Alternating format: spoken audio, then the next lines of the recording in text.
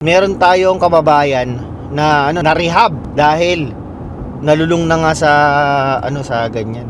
Sa ang uso rito met shabu. Shabu, mga nagsashabu.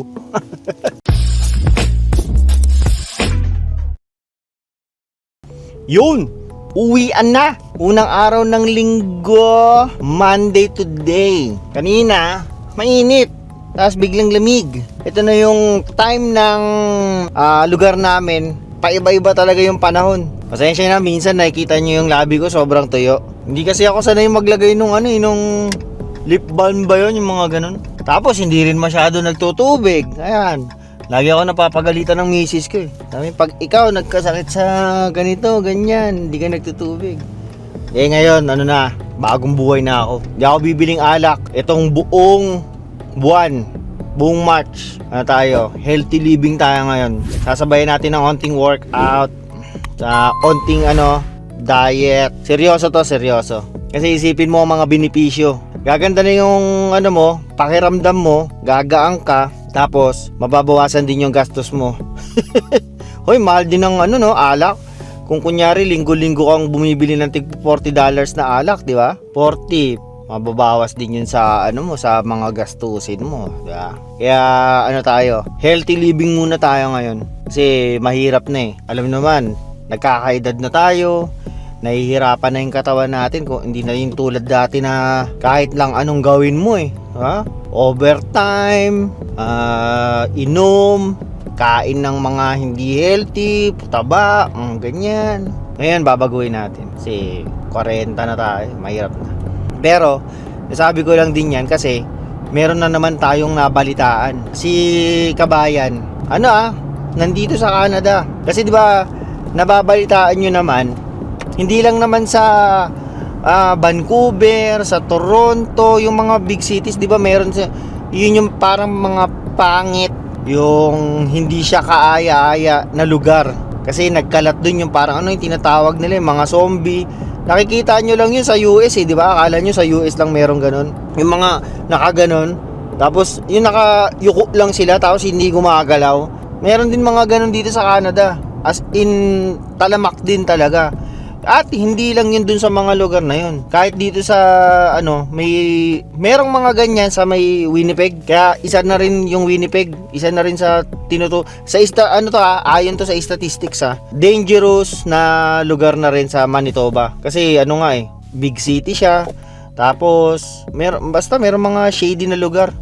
Yung pagka pumunta ka nga doon, pagka kami ng asawa ko, pumupunta kami doon ng asawa ko, ng pamilya ko. Merong mga lugar doon na hindi ka safe eh. Hindi mo feel na safe ka. Hindi tulad dito sa Brandon, marami pang ganun na kahit naglalakad ka, okay lang, wala lang. Pero syempre, meron din dito sa sa Brandon na ganun. Yung pag pumunta ka sa downtown, meron diyan yung parang yung mga zombie, tawag nga nila ni Shell eh. Zombie kasi 'di ba, doon nagtatrabaho si Rochelle sa government, sa city. Ang opisina nila sa may downtown. Kaya may mga ganung tao talaga. Bigla na lang daw nagsasabi na I think I'm having a heart attack. Call 911. Gaganon daw sa kanila. Syempre, yung kasama niya raw tawag daw kaagad. Tapos wala lang, umalis lang daw. Yung parang, alam mo yun, hindi siya kampante sa lugar na pinagtatrabaho niya minsan. Pero hindi naman lagi. Hindi siya yung tulad ng sa mga malalaking city talaga. Pero napag-usapan na natin yung ganyan. Meron tayong kababayan na na-rehab dahil nalulung na nga sa ganyan. Sa ang uso rito met shabu. Shabu, mga nagsashabu. Kasi 'di ba dito sinasabi legal yung mga marijuana ganyan, pero yung methamphetamine hindi, yung mga shabu ganyan hindi. Pero hindi naman sila mahigpit. Ang nakikita nga namin ni Shell pagka nakakanood kami ng mga ganyan sa balita. Parang hinahayaan na lang ng gobyerno eh. I-search nyo sa YouTube na yung sa Vancouver na meron silang parang mga may mga center pa sila na tinotolerate na lang nila yung mga nag-a-addict. Meron pang mga center, yung mga lugar na doon sila pwedeng magturok, mga ganyan. Binibigyan pa mismo ng alam mo yun, yung pangturok, yung karayom. Nandun pa, makakahingi sila. Parang epidemic nga. Na parang inaano na lang ng Canada, bahala kayo, kayo. Kayo na tayo sa sarili nyo, parang ganun yung dating. Yun nga, saan ka agad napunta no? Yung yung kababayan natin dito sa Manitoba, sa isa sa town dito sa Manitoba, talamak daw sa isang kumpanya pa. Hindi ko babanggitin yung kumpanya, syempre baka tayo matasuhan mga ganyan diba? Pero yun nga, isa sa kumpanya rito na marami mga Pilipino raw na nagaganyan. Bakit ang tanong, bakit kailangan nyo pang mag-addict sa mga ganyan? Ang sabi ng source ko, may source. Gumagamit para raw makapag-overtime Kasi di ba, tatrabaho ka ng ilang oras, pagod yung katawan mo, inaantok ka. Pag kayong kunyari lumalaban ka ng patas na hindi ka nagaganyan, ang hirap talaga. Na-try namin yan dati nung nandun pa ako sa lumang kumpanya ko. Hindi to yung kumpanya na sinasabi ko baka sabihin nyo. Iba yan, iba. Kami, mag-overtime 16 hours, ganyan, double.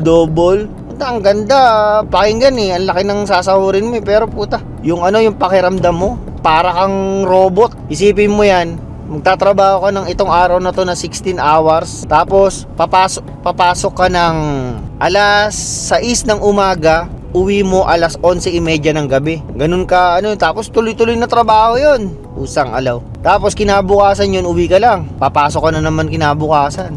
Hindi ko naman ginagawa yung yung magkakasunod na ganun, yung double. Uwi ako ng 11:30, kinabukasan yun, hindi ako mag-OT. Kasi hindi kaya ng katawan. I mean, kaya, pero papatayin mo yung sarili mo para lang sa pera. Kaya yun nga raw yung nabalitaan ko, sabi ng source ko, meron daw kababayan na na-rehab na sa sa kaagamit. Isipin mo yan, akala mo sa Pilipinas lang yung may mga ganyan.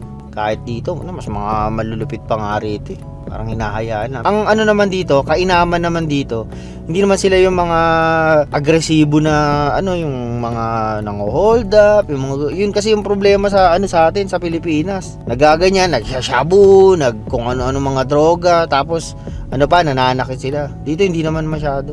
Makakasalubong, nakakatakot nga lang talaga pag nakasalubong mo, pero hindi naman.